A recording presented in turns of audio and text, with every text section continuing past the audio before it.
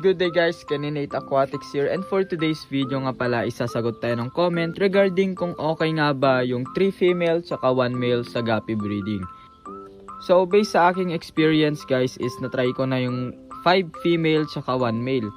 And naging matagal sila mag-breed, tsaka almost 2 months wala pang nanganganak sa mga female ko pero malalaki na yung tiyan. Pero nung trinay ko yung by pair lang guys is wala pang 1 month, mga 3 weeks mahigit ay nanganak na sila.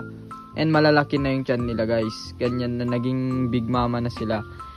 And para sa akin talaga is mas effective pa rin yung pair para ma-focus talaga nila yung breeding.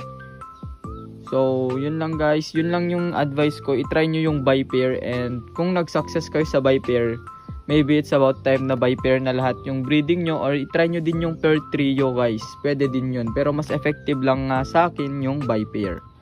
So sana may natutunan kayo sa aking mini video na ito, at comment down below guys if may comments kayo regarding sa pag-aalaga ng mga guppies. So yun lang, maraming salamat.